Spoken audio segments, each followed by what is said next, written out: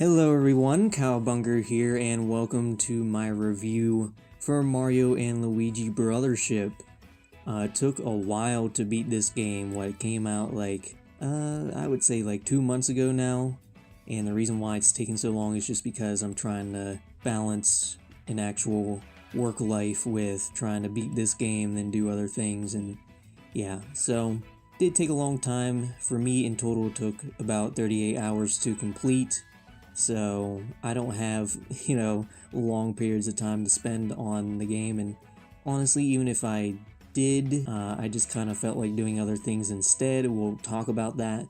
I will be talking about spoilers in this review. I will try, if you're watching the video, to tell you when spoilers are popping up and try and tell you which timestamps to go to if you want to avoid spoilers, but yeah, I'm just going to openly talk about them. And I haven't really done a review for the public before. I've done reviews for games where I've played them on my channel, done playthroughs for them, which again, by the way, I haven't done a playthrough of this game just because I knew it was going to take a long time. So in this instance, normally I play through a game and then when I beat it, I tell my thoughts on it. I give my score. In this case, I'm just reviewing the game, giving it a proper review instead of how I usually do it. But what I usually do is that I just kind of start every game off as a 10 out of 10 game. And if I happen to have absolutely no issues with the game throughout my entire playthrough, then it'll just stay at a 10 out of 10. If I have no gripes with the game, then to me that's pretty perfect. If I had a perfect experience, then I'm just going to give it 10 out of 10. But if I do have gripes with the game, then I start deducting points based on how much those things bothered me. If I didn't like a good couple hours of the game and that takes up 30% of the playthrough, then I'll give the game a 7 out of 10 because I enjoyed the rest of the game. With Mario and Luigi Brothership,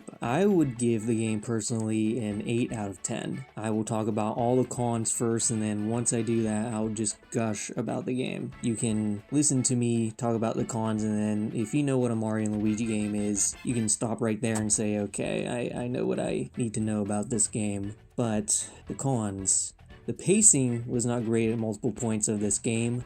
I wanted to move on from parts of the game more quickly, and instead, they felt like they dragged. This was mainly in the beginning and end of the game. Some parts in the middle dragged a bit too, but it wasn't that bad. I'd say it realistically only affected about 20% of my playtime, so for me that's 7 hours that felt a bit bland. This pacing issue doesn't extend to just exploring multiple islands in the game, usually more than once, and unraveling the story one step at a time. It did extend to combat too. It took about 10 hours for the combat system to fully open up with the introduction of battle plugs. So the combat leading up to that was more simple, and I was wishing that battle mechanics were introduced faster. Around the end of the game, it felt like between the long theatric bros moves and the longer enemy attack patterns, the pacing got much slower. It wasn't so bad when I was in a new area with new enemies, but you do backtrack quite a bit in this game, and enemies are reused with some new attacks thrown in here and there. That didn't do enough to spice things up for me, and I just did a strategy that defeated any enemies I encountered as quickly as possible. The last area of this game in particular really had me begging to just get to the final boss of the game. At that point, fleeing battles was the only way I felt like I could get through the game at the pace I wanted to, and I've never really fleed battles in Mario and Luigi games before, so yeah.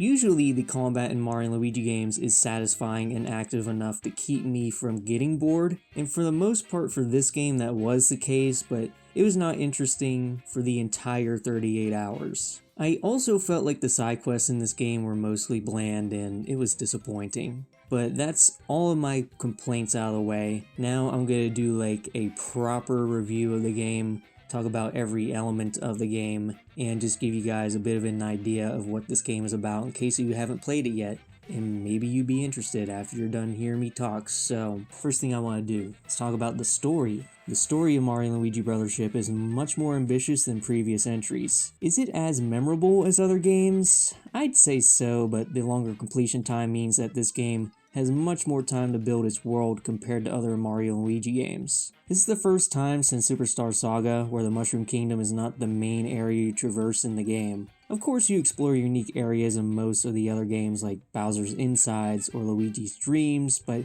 it all still takes place in the Mushroom Kingdom.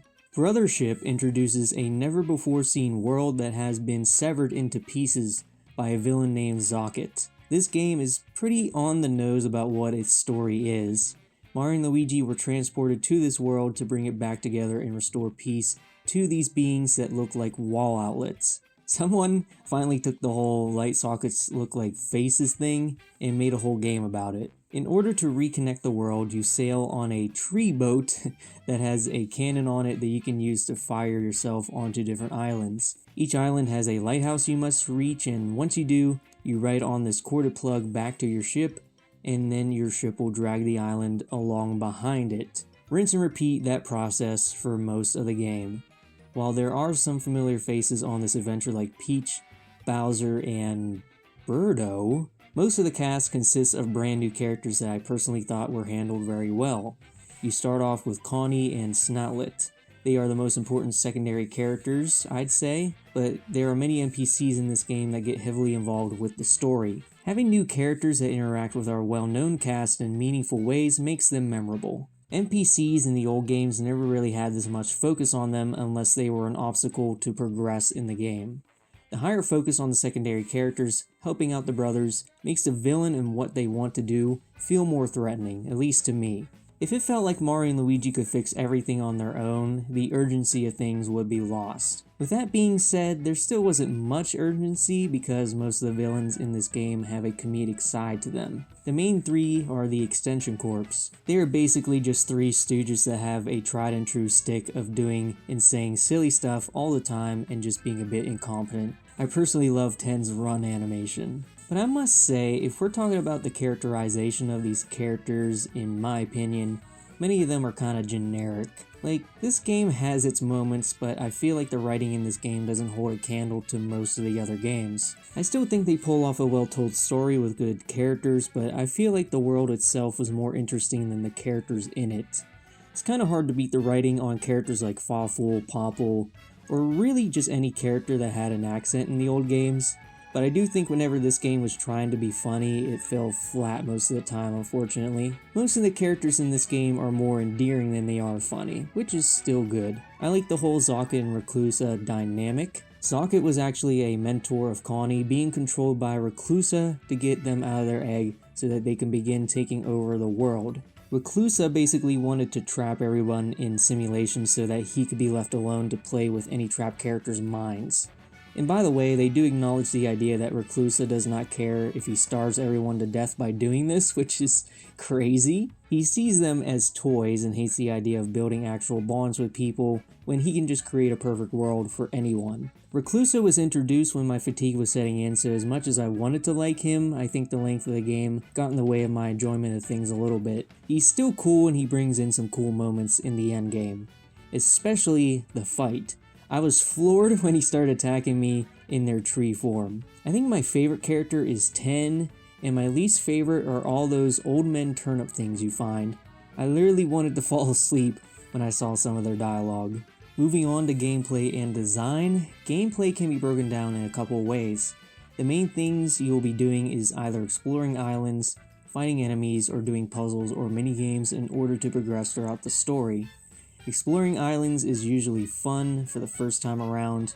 You will revisit just about every island at least once, and I do find exploring a second time around to be fun too. That's because you usually come back to areas you couldn't access before. As you play the game, you will get new abilities that you can use in the overworld to be able to do platforming or clear obstructions.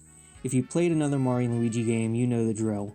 The two things I like that they did in this game is that you can get upgraded versions of these abilities as you go, and you can use the abilities to commence battles. I never found it as useful as just jumping or hammering on the enemies though. Before I get into the combat of the game, one thing I wanted to mention is how they handle Luigi. Now, Luigi will jump on his own in the overworld, and he can also act independently from Mario if you press the L bumper when prompted. There are moments in the game where Luigi uses Luigi logic, and it introduces some new gimmick to whatever you're doing. I think both of these things, at the very least, introduce some new things to this long-running series. I wouldn't say that there's a standout moment from overworld traversal. That is positive, at least. Most of the time, it's just fine. The last area in this game was kinda annoying because of these little dandelion seeds that came from the sky. They were legitimately hard to avoid at times, and they make you backtrack if you hit them. No fun. Then add on to the fact that you gotta go through like 6 rooms that have them everywhere, with some difficult enemies in between, and yeah, I was just fleeing battles to get away. One thing I can say is that the actual battling in this game is some of the best in the series. Every previous game introduced some kind of special gimmick to the battle system, like another character to play as or Dreamy Luigi, but this is the first time since Superstar Saga where the two brothers fight as they are for the entirety of the game. One thing that is different from Superstar Saga is that you do not do your normal combo with just one brother. They work together in their normal attacks to maximize their damage. It's one of those things that made me go, oh yeah, how haven't they done this till now? The one cool detail is that depending on what battle plugs you have on, the animations and timings on your regular attacks can be different. Battle plugs modify battles in many ways. They can enhance your regular attacks and bros attacks, they can protect you from damage or status effects, or they can make using items easier and better. There's more than that, but I'll leave it at that for people who haven't played. Just know that the battle plugs do add a lot to the experience. I think most of my playtime was spent using bros attacks though. As in most Mario and Luigi games, they are the most efficient way to do large amounts of damage to all enemies. They are much more cinematic in this game, which is great for the most part. I'll talk about it more when I talk about the visuals, but on a gameplay level, they are satisfying to pull off, and I didn't get tired of using them until around the end of the game. Considering how long the game is, I'd say that's pretty good. The only one I didn't like was the Great Conductor attack. The controls on that were not great on a Joy-Con. One more thing I have to mention is that Luigi logic is used within the boss fights of this game. Luigi will do something unique in each fight, and if you pull off his idea, the boss will be vulnerable to extra damage. It was always fun and made me look forward to every boss fight. Overall, the combat was a blast for most of the game. Again, around the end I was feeling fatigued from the game altogether, so that was my only real low point with it. There is some legitimate challenge to the fights throughout the game too, and I'd compare it to Superstar Saga, but I think it's kinda better in some ways. For visuals, I think of all the things that got better from previous entries of the series, the visuals are the standout for this game.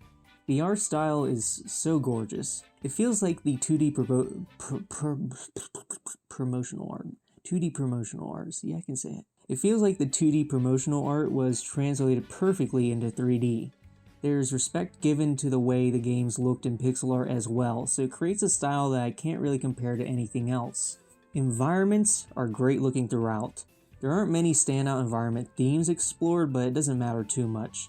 Vibrant colors are combined with simple but well thought out environmental design, with great lighting and shading. We get to explore more than just grasslands, forests, snow, lava, and deserts in this game.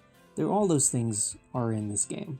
But there's stuff in here that I haven't seen in other Mario games, so I appreciated exploring those areas the most. My god, attack animations are great. So many cool animation techniques are used that I usually only see in 2D animation. The highlights of the game are for sure the bros attacks. The dynamic camera angles used in these attacks make them feel so much more special and modern than any other bros attacks before them. The ones in Paper Jam did look cool, but this is a whole different level. Every bros attack usually ends with this big final hit, and the stuff they do comes straight out of an anime, dude. Next, let's talk about music and sound design. The music in this game is pretty good. There are plenty of jazzy, energetic themes that I enjoyed a lot. Some of the music near the beginning of the game, like the Ship-Shaped Island and Rumbla Island, were super catchy. The battle music is fantastic, one of my favorites in the game. It's very silly, but it gets dramatic around the end of the loop, and it's a head bopper for sure. The boss themes are pretty good, but I personally felt like they were missing something. I feel like that something is intensity. Most of the music in this game is super upbeat. I want to say it's to a fault, but I saw a take on it I kind of agree on, where the music seems to reflect the brothers more than their enemies, because we all know the brothers are the more unstoppable force. I still kind of miss the rising tension from previous boss music in the series regardless.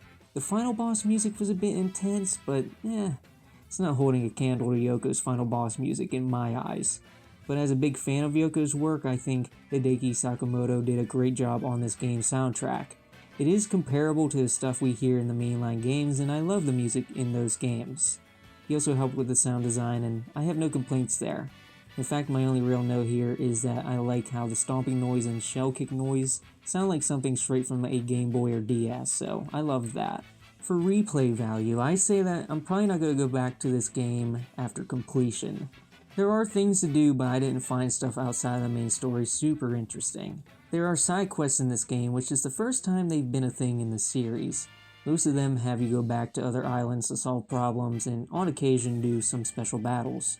It just seemed like it was just go to point A, talk to someone, go to point B, talk to somebody, and then it was over. This aspect of the game did disappoint me, and I didn't bother with many of the side quests. There are also these rock formations you can find as you explore the seas. They are grayed out on the map so they are not hard to find. If you find them all, you get a couple of unique items. Nothing crazy. It's a similar case with the old turnip dudes. There was a reward for finding all of them, but I didn't care. And I might have actually found them all and I didn't realize it, to be honest. Again, just didn't care. You can fish in this game. I never did it though, so I can't tell you much else about it. I know lots of people like fishing minigames. I don't care for it, sorry. There are times where you could choose between two different options at points in the game, and it emphasized that you could change the story, depending on what you pick. I feel like most of the time it just determined which island you would explore first and didn't have a significant impact on the story otherwise. There are these optional islets that have some extra stuff to do, but again, I didn't find any of it very interesting. So I'd recommend if you do play a game, just go through the regular story when you play it. You'll miss a cute interaction here and there, but that's it. I want to talk about performance because I saw that some people apparently had performance issues. Mainly that IGN reviewer, which, man, what a tool that guy is. 5 out of 10? That's really silly. Anyway, performance was pretty good throughout the game. I think the important thing is that it runs consistent frame rates during battles. It usually runs smooth on the overworld too, but there are times where it slugs a bit. If there were a lot of NPCs on the screen, or if there's lots of water visible, it will slow down. Usually this stuff happens during in-game cutscenes, so that's not bad. There's something that causes slowdown consistently, but I think it's intentional. At the end of the Bomb Derby Bros move, the whole game kind of slows, and when the camera cuts, it goes back to normal. I feel like the slow-mo is just that and not some performance issue. The only other thing I can think to talk about is the loading screens, and I didn't have one that felt like it lasted any longer than 20 seconds, so I'd say that's fine. Overall, I think this is a strong entry to the series that does lots of new stuff I like. It could use some more polish in some areas though. I'd just like either a faster pace or just a shorter game next time, really. Unless they really can make everything super interesting throughout, but it's just a hard ask to be engaged with something for 38 hours. The only game I was infatuated with in almost every way for 38 plus hours was Final Fantasy VII Rebirth, and I'm sure I'll talk about that game in the near future, because I do kind of want to make a video where I talk about my favorite games from last year. So if you do want to see that, make sure you subscribe. And if you want to become a channel member to see any of my playthroughs that I do and to hear my other reviews on other games after my playthroughs, you can check that out that way. I also just make platform fighting game content in general, just in case if you're not part of that crowd. I'm going to start branching out into some more general content like this, so I hope you guys enjoy it. I think that's all I really want to say. Thank you guys for watching, and I'll see you guys on the next video. Bye.